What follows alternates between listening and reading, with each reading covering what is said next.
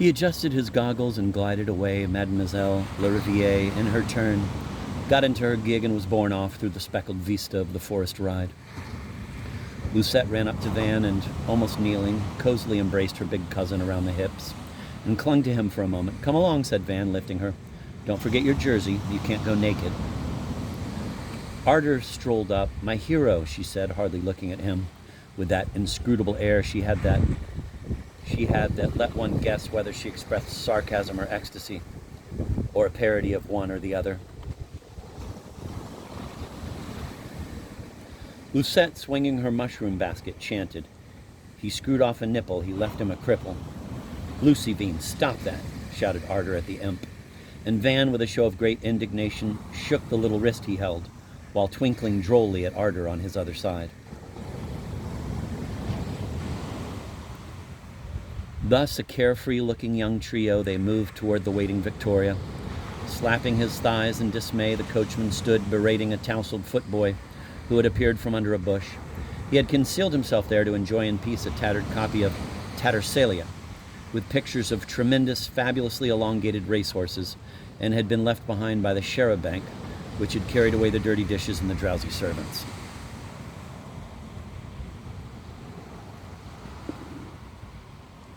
He climbed onto the box beside Trofim, who directed a vibrating tpur at the backing bays, while Lucette considered with darkening green eyes the occupation of her habitual perch. "You'll have to take her on your half-brotherly knee," said Arder in a neutral apart. "But won't La Maudite Riviere object?" he said absently, trying to catch by its tail the sensation of fate's return. "La Riviere can go and Arder's sweet pale lips repeated Gavronsky's crude crack. "That goes for Lucette, too," she added. "Vos viragences sont assez lestes," remarked Van. "Are you very mad at me?" "Oh, Van, I'm not. In fact, I'm delighted you won, but I'm 16 today. 16! Older than grandmother at the time of her first divorce. It's my last picnic, I guess. Childhood is scrapped. I love you. You love me. Greg loves me. Everybody loves me. I'm glutted with love. Hurry up, or she'll put that cock off. Lucette, leave him alone at once." Finally, the carriage started on its pleasant homeward journey.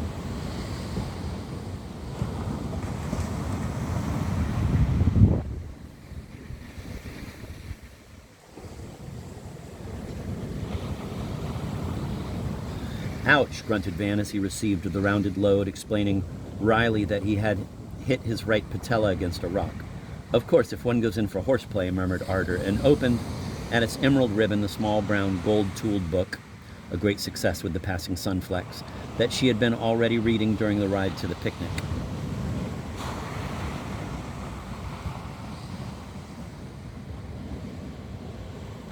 "I do fancy a little horseplay," said Van.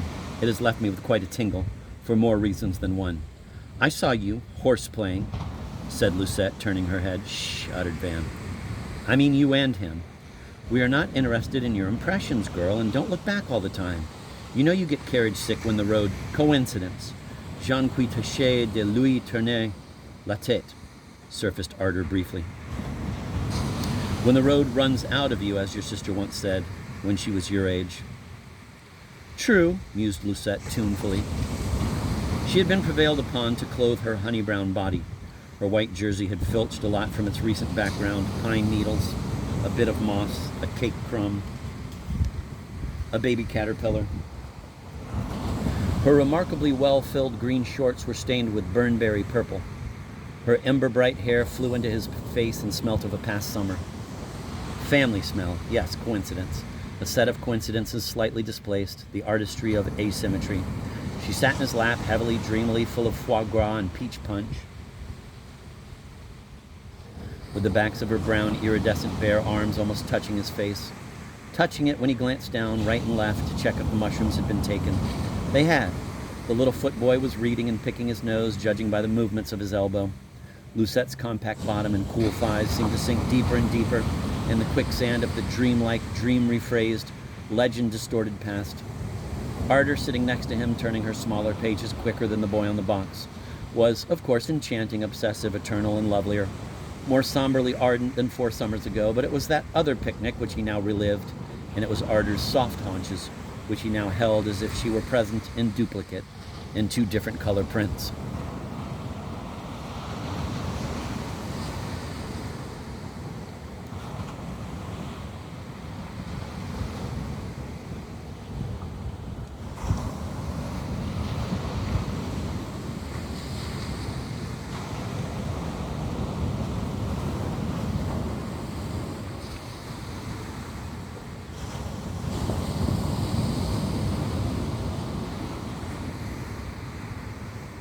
Through strands of coppery silk, he looked aslant at Arder, who puckered her lips at him in the semblance of a transmitted kiss, pardoning him at last for his part in that brawl, and presently went back to her vellum-bound little volume, Hombres et Couleurs, an 1820 edition of Chateaubriand's short stories, with hand-painted vignettes and the flat mummy of oppressed anemone.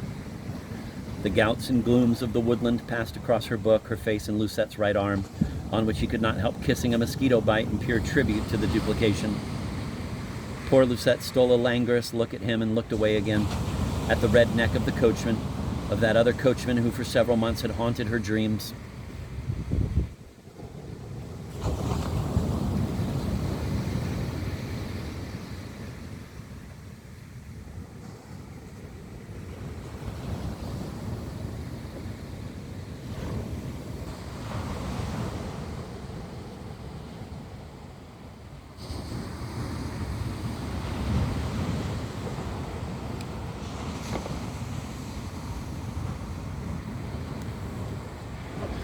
We do not care to follow the thoughts troubling Arder, whose attention to her book was far shallower than might seem. We will not, nay, cannot follow them with any success. For thoughts are much more faintly remembered than shadows of colors, or the throbs of young lust, or a green snake in a dark paradise. Therefore, we find ourselves more comfortably sitting within Van, while his Arder sits within Lucette, and both sit within Van, and all three in me, adds Arder.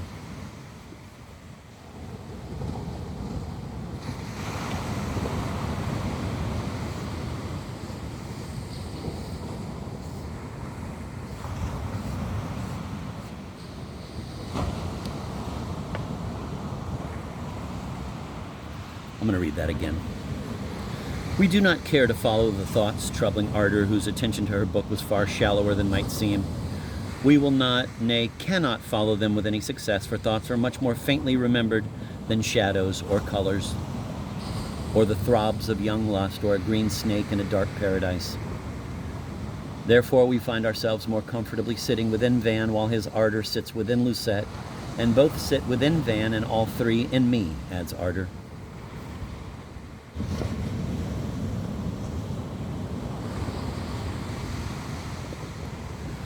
He remembered with a pang of pleasure the indulgent skirt Arder had been wearing then, so swoony-balloony at the chose young things said. And he regretted, smiling, that Lucette had those chaste shorts on today, and Arder husked corn, laughing trousers, and the fatal course of the most painful ailments, sometimes, nodding gravely. Sometimes there occur sweet mornings of perfect repose, and that not owing to some blessed pill or potion, indicating the bedside clutter, or at least without our knowing that the loving hand of despair slipped us the drug.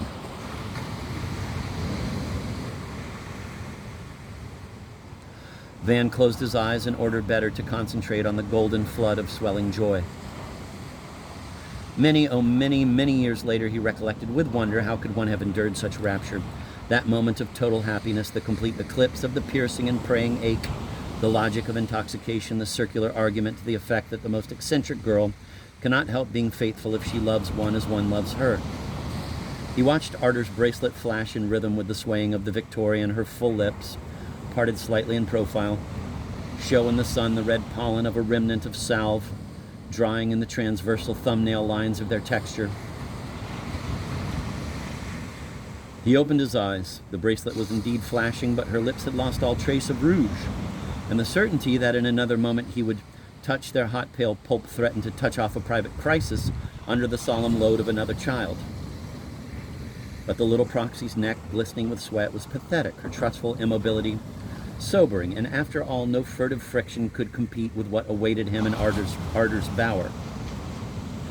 A twinge in his kneecap also came to the rescue, and honest Van chided himself for having attempted to use a little pauper instead of the princess in the fairy tale. Quote, whose precious flesh must not blush with the impression of a chastising hand, says Perrault in Peterson's version. With the fading of that fugitive flame, his mood changed. Something should be said, a command should be given. The matter was serious, or might become serious. They were now about to enter Gamlet, the little Russian village from which a birch-lined road led quickly to Artis. A small procession of kerchiefed peasant nymphs, unwashed, no doubt, but adorably pretty, with naked, shiny shoulders and high-divided plump breasts, tuliped up by their corsets, walked past through a coppice, singing an old ditty in their touching English. Thorns and nettles for silly girls, ah, torn the petals, ah, spilled the pearls. You have a little pencil in your back pocket, said Van to Lisette. May I borrow it? I want to write down that song.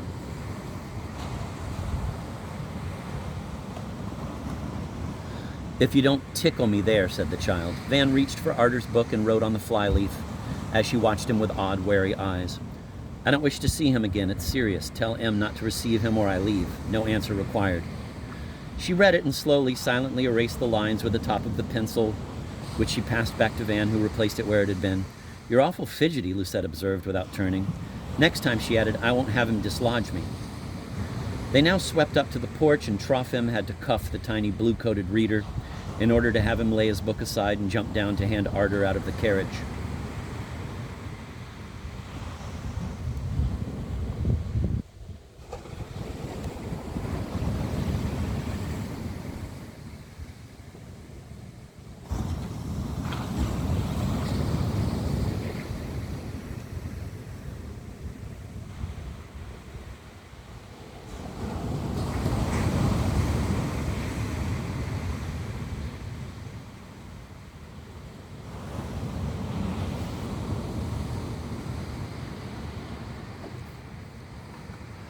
Van was lying in his netted nest under the liriodendrons reading Antiterinus on Ratner. His knee had troubled him all night. Now, after lunch, it seemed a bit better. Arter had gone on horseback to Lodore, where he hoped she would forget to buy the messy turpentine oil Marina had told her to bring him. His valet advanced toward him across the lawn, followed by a messenger, a slender youth, clad in black leather from neck to ankle, chestnut curls escaping from under a visored cap. The strange child glanced around with an amateur thespian's exaggeration of attitude and handed a letter marked confidential to Van. Dear Veen, in a couple of days I must leave for a spell of military service abroad. If you desire to see me before I go, I shall be glad to entertain you and any other gentleman you might wish to bring along at dawn tomorrow where the Maidenhair Road crosses Turbier Lane. If not, I beg you to confirm in a brief note that you bear me no grudge, just as no grudge is cherished in regard to you, sir, by your obedient servant, Percy de Prey.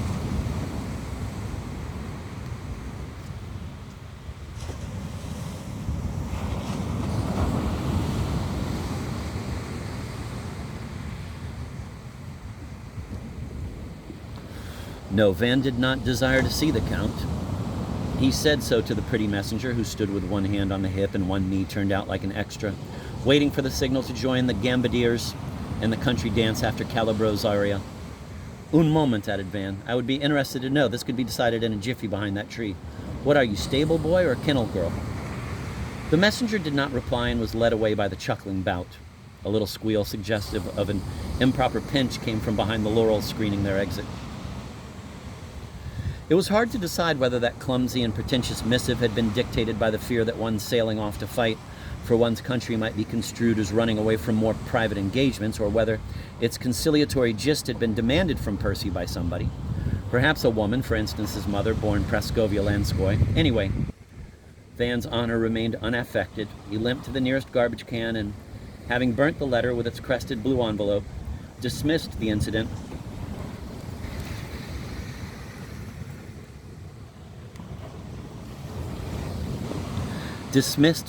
from his mind, merely noting that now at least Arter would cease to be pestered by the fellow's attentions.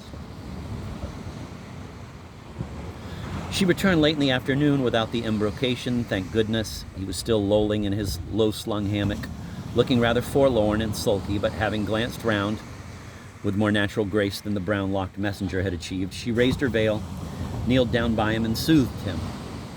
When lightning struck 2 days later, an old image that is meant to intimate a flashback to an old barn, Van became aware that it brought together in livid confrontation two secret witnesses. They had been hanging back in his mind since the first day of his fateful return to Artus. One had been murmuring with averted gaze that Percy Dupre was, and would always be, only a dance partner, a frivolous follower. The other had kept insinuating with spectral insistence that some nameless trouble was threatening the very sanity of Van's pale, faithless mistress.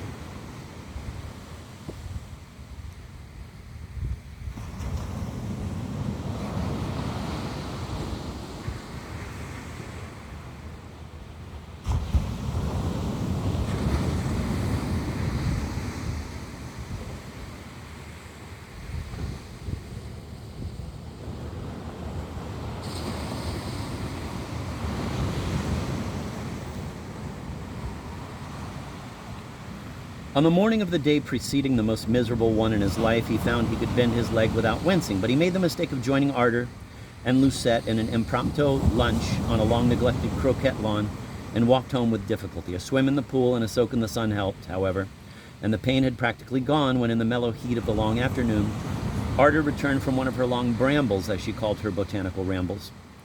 Succinctly and somewhat sadly, for the Florula had ceased to yield much beyond the familiar favorites. Marina, in a luxurious peignoir, with a large oval mirror hinged before her, sat at a white toilet table that had been carried out onto the lawn where she was having her hair dressed by senile but still wonder-working Monsieur Violet of Lyon and Lador, an unusual outdoor activity, which she explained and excused by the fact of her grandmother's having also liked Coin la coiffe au grand air so as to forestall the zephyrs, as a duelist steadies his hand by walking about with a poker.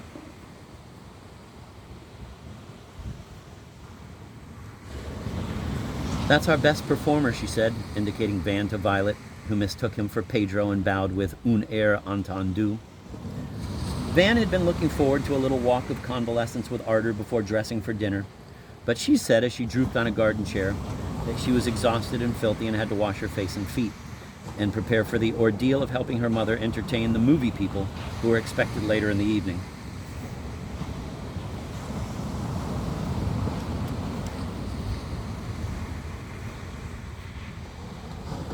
"I've seen him in Sexico," murmured Monsieur Violet to Marina, whose ears he had shut with both hands as he moved the reflection of her head in the glass this way and that. "No, it's getting late," muttered Arder, "and moreover, I promised Lucette." He insisted in a fierce whisper, fully knowing, however, how useless it was to attempt to make her change her mind, particularly in amorous matters, but unaccountably and marvelously her dazed look melted into one of gentle glee, as if in sudden perception of a newfound release. Thus a child may stare into space with a dawning smile upon realizing that the bad dream is over, or that a door has been left unlocked and that one can paddle with impunity in thawed sky. Arder rid her shoulder of the collecting satchel, and under Violet's benevolent gaze following them over Marina's mirrored head, they strolled away and sought the comparative seclusion of the park alley, where she had once demonstrated to him her sun and shade games. He held her and kissed her again as if she had returned from a long and perilous journey. The sweetness of her smile was something quite unexpected and special. It was not the sly demon smile of remembered or promised ardor, but the exquisite human glow of happiness and helplessness. All their passionate pump joy exertions, from Burning Barn to Burnberry Brook, were nothing in comparison to this Zaechik, this sunblick of the smiling spirit. Her black jumper and black skirt with apron pockets lost its in mourning for a lost flower meaning that Marina had fancifully attached to her dress. Nemedleno periodetia, change immediately, she had yelped into the green shimmering looking glass. Instead it had acquired the charm of a Lyascan, old-fashioned schoolgirl uniform. They stood brow to brow, brown to white, black to black, he supporting her elbows, she playing her limp light fingers over his collarbone. And how he l'adored, he said, the dark aroma of her hair, blending with crushed lily stalks. Turkish cigarettes and the lassitude that comes from lass. No, don't, she said. I must wash, quick. Arder must wash. But for yet another immortal moment they stood embraced in the hushed avenue, enjoying, as they had never enjoyed before, the happy forever feeling at the end of never-ending fairy tales.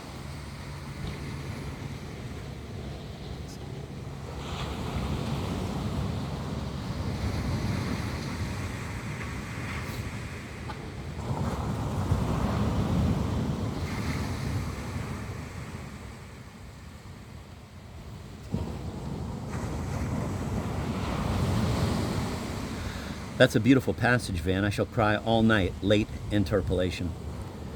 As a last sunbeam struck Ardor, her mouth and chin shone drenched with his poor, futile kisses. She shook her head, saying they must really part, and she kissed his hands, as she did only in moments of supreme tenderness, and then quickly turned away, and they really parted. One common orchid, a lady's slipper, was all that wilted in the satchel which she had left on a garden table and now dragged upstairs. Marina in the mirror had gone. He peeled off his training togs and took one last dip in the pool, over which the butler stood, looking meditatively into the false blue water with his hands behind his back. I wonder, he said, if I haven't just seen a tadpole. The novelistic theme of written communications has now really got into its stride. When Van went up to his room, he noticed, with a shock of grim premonition, a slip of paper sticking out of the heart pocket of his dinner jacket. Penciled in a large hand, with the contour of every letter deliberately whiffled and rippled, was the anonymous injunction, quote, "One must not burn you," end of quote. Only a French-speaking person would use that word for dupe. Among the servants, 15 at least were of French extraction, descendants of immigrants who had settled in America after England had annexed their beautiful and unfortunate country in 1815. To interview them all, torture the males, rape the females, would be, of course, absurd and degrading. With a puerile wrench, he broke his best black butterfly on the wheel of his exasperation. The pain from the fang bite was now reaching his heart. He found another tie, finished dressing, and went to look for Ardor.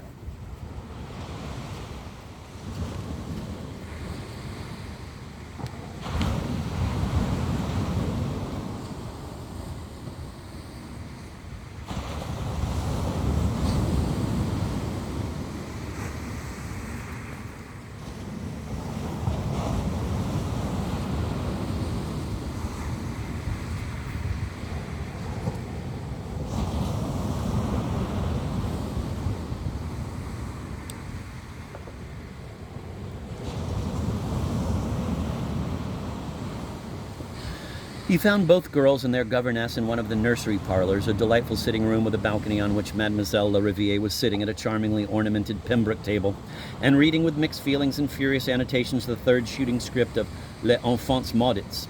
At a larger round table in the middle of the inner room, Lucette, under Ardor's direction, was trying to learn to draw flowers. Several botanical atlases, large and small, were lying about. Everything appeared as it always used to be, the little nymphs and goats on the painted ceiling, the mellow light of the day ripening into evening, the remote, dreamy rhythm of Blanche's linen-folding voice humming Malbro, Ne sais quant reviendra, Ne sais quant reviendra, and the two lovely heads, bronze black and copper red, inclined over the table.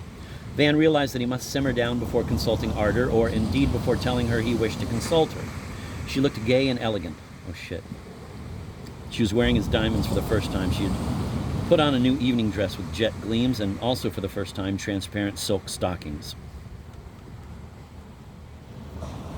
He sat down on a little sofa, took at random one of the open volumes, and stared in disgust at a group of brilliantly pictured gross orchids whose popularity with bees depended, said the text, on various attractive odors ranging from the smell of dead workers to that of a tomcat. Dead soldiers might smell even better.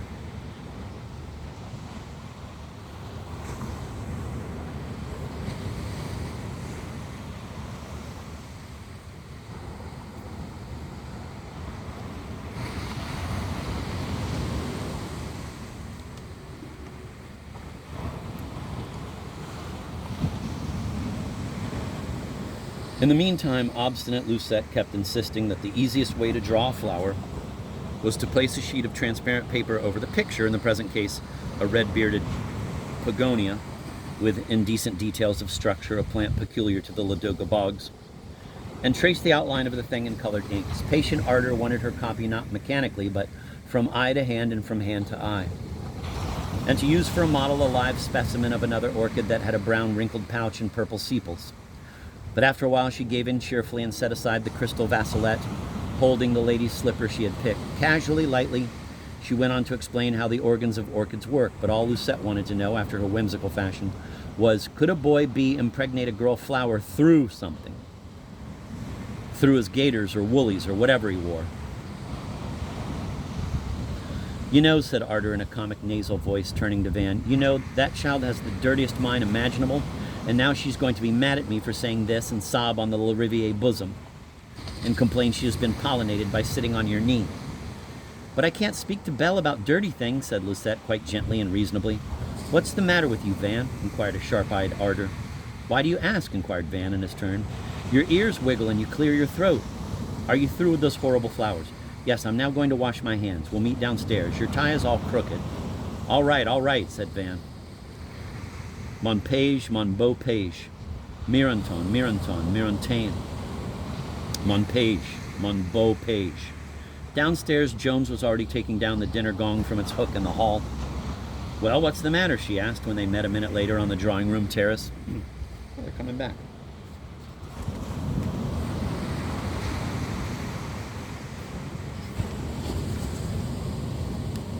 I found this in my jacket, said Van, rubbing her big front teeth with a nervous forefinger. Arter read and reread the note. How do you know it's meant for you? She asked, giving him back the bit of copybook paper. Well, I'm telling you, he yelled. Tish! Quiet, said Arter. I'm telling you I found it here, pointing at his heart. Destroy and forget, said Arter. Your obedient servant, replied Van.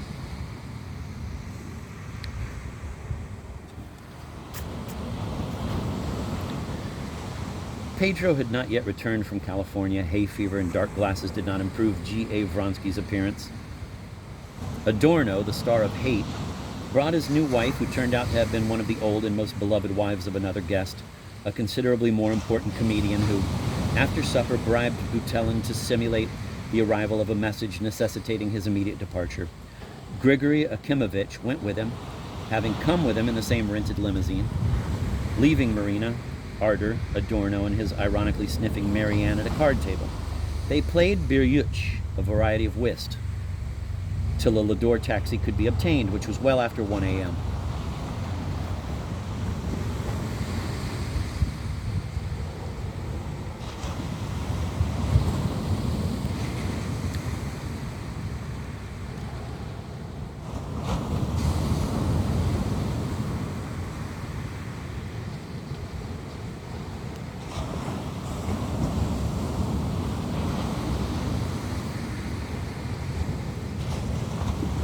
In the meantime, Van changed back to shorts, cloaked himself in the tartan plaid, and retired to his basket, where the Bergamask lamps had not been lit at all that night, which had not proved as festive as Marina had expected. He climbed into his hammock and drowsily started reviewing such French-speaking domestics as could have slipped him that ominous but, according to Arter, meaningless note. The first obvious choice was hysterical and fantastic Blanche. Had there not been her timidity, her fear of being fired, he recalled a dreadful scene when she groveled, pleading for mercy at the feet of Lariviere, who accused her of stealing a bauble that eventually turned up in one of Lariviere's own shoes. The ruddy face of Butelin and his son's grin next appeared in the focus of Van's fancy. But presently he fell asleep and saw himself on a mountain smothered in snow, with people, trees, and a cow carried down by an avalanche.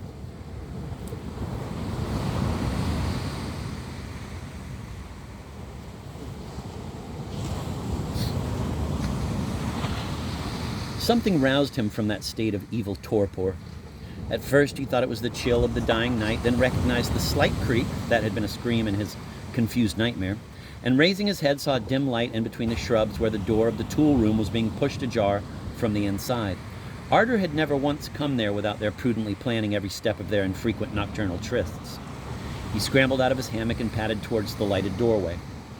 Before him stood the pale, wavering figure of Blanche. She presented an odd sight, bare-armed in her petticoat, one stocking gartered, the other down to her ankle, no slippers, armpits glistening with sweat. She was loosening her hair in a wretched simulacrum of seduction.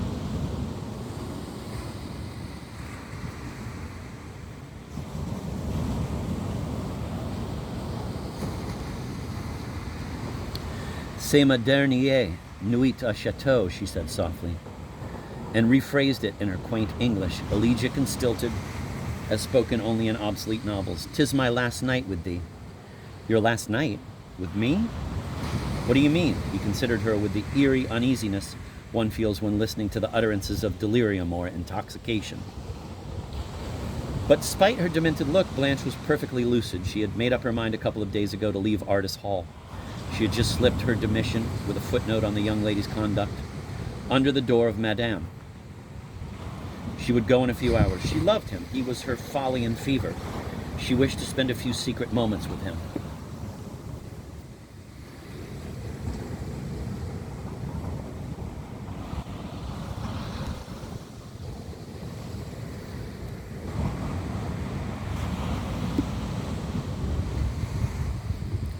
He entered the tool room and slowly closed the door. The slowness had its uncomfortable cause.